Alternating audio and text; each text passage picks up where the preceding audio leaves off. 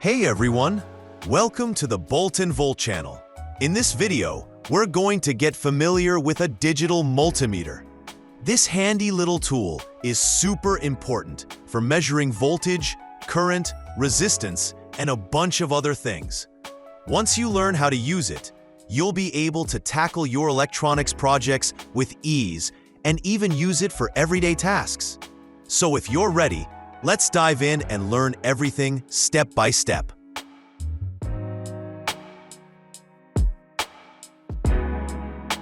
Let's start with a quick overview of the multimeter itself. First off, we've got the digital display that shows the readings. Then we have the test probes, one red and one black, which connect to their respective input ports. There's also a rotary dial that lets you choose different measurement modes, like voltmeter, ammeter, ohm meter, and plenty of other options. The design is usually pretty user-friendly, so it's easy to work with.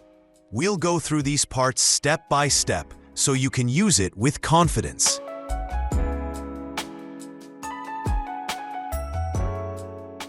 To measure DC voltage, first connect the probes. The red probe goes into the V ohm port and the black probe into COM. Next, set the multimeter to the VDC mode.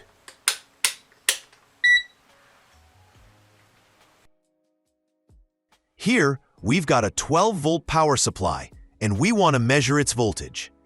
Place the red probe on the positive terminal and the black probe on the negative terminal.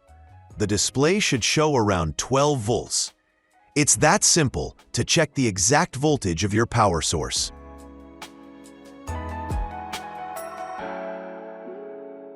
One important tip: if you accidentally reverse the probes while measuring DC voltage, the reading will still show the correct value, but with a negative sign. So always make sure the red probe is on the positive side and the black probe on the negative side to get a positive reading.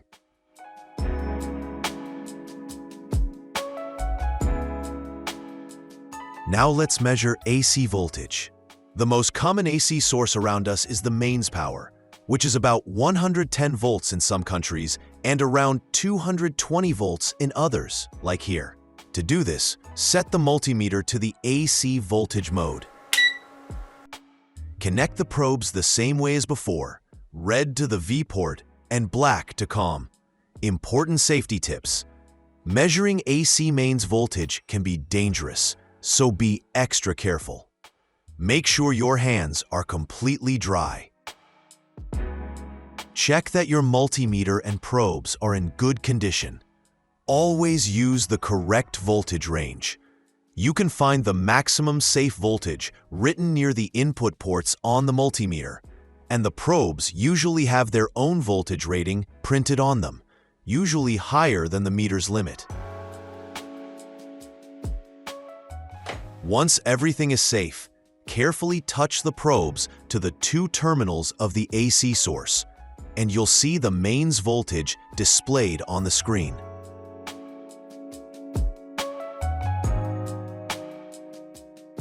Now let's measure resistance. Switch your multimeter to the ohm meter setting. Here, I've got a 10 ohm resistor. For low-value resistors, it's a good idea to use the rel function first. Here's how. Touch the probes together. Press the rel button to zero out any resistance caused by the probes or stray connections. This step makes your measurement more accurate.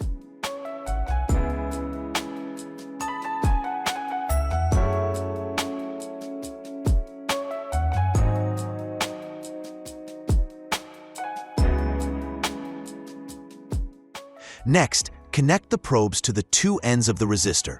Make sure you only hold one lead of the resistor, not both, so your body's resistance doesn't affect the reading.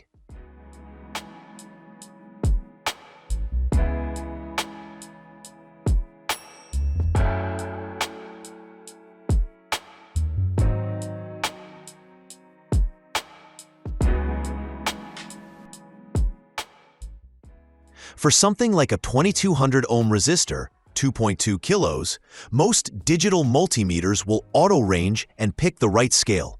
But if you want a quicker response, you can press the range button to manually select the right range. That way, the reading appears faster and we're stable. Now let's move on to testing a diode. First, set your multimeter to diode mode. Take your diode, for example, a 1N4007. Connect the probes to the diode's leads. Red probe to the anode, black probe to the cathode. If the diode is good, the multimeter should show a forward voltage drop of around 0.5 to 0.7 volts. Now, reverse the probes. The multimeter should display a very high resistance, or OL, meaning no current flows in reverse. This also confirms the diode is good. If you get a voltage reading in both directions, the diode is faulty and needs to be replaced.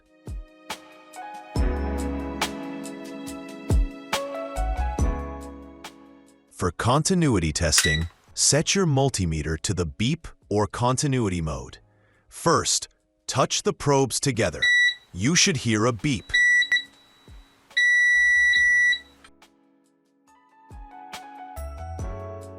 Now, place the probes on 2 points in the circuit you want to check.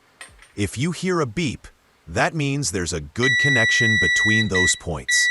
If there's no sound, the circuit is open. One important thing to note, the continuity function usually works for very low resistances, typically below 50 ohms. So if the resistance between the 2 points is under that threshold, the meter will beep.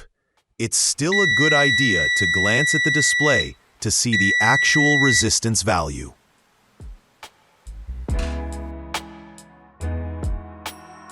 Now let's test a capacitor. Switch your multimeter to the capacitance mode.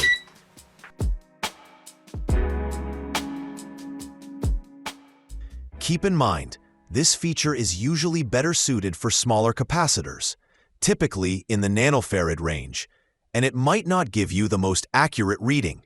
For precise measurements, you'd need a dedicated LCR meter or capacitor tester.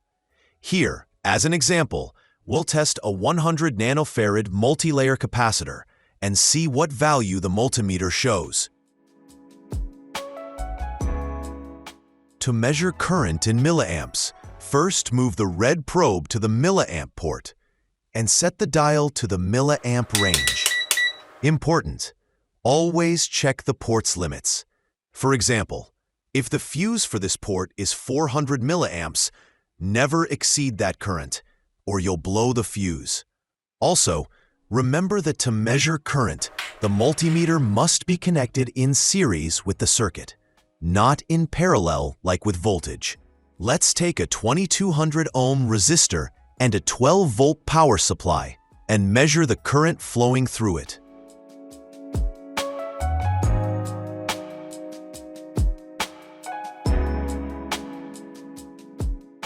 Now let's move on to the amperage mode. In this setting, you can measure currents up to 10 amps. First, move the red probe to the 10A port and set the dial to the 10A range. Connect the probes in series with the circuit and make sure the current does not exceed 10 amps. For this example, we'll use a 12-volt power supply and a 10-ohm resistor.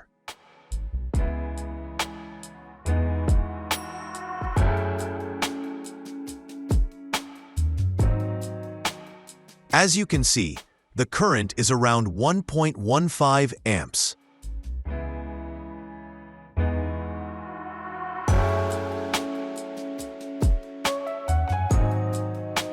A few important safety tips. Don't keep the meter in high current mode for too long. It's not designed for continuous heavy current.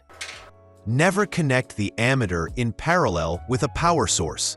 That can blow the fuse or damage the meter. And always, after finishing the measurement, move the probe back to the V-ohm port to avoid accidents later. I hope you found this tutorial helpful. If you enjoyed the video, make sure to like it and subscribe to the channel so you don't miss any future videos. And if you have any questions or thoughts, drop them in the comments below. Thanks for watching and hanging out with us.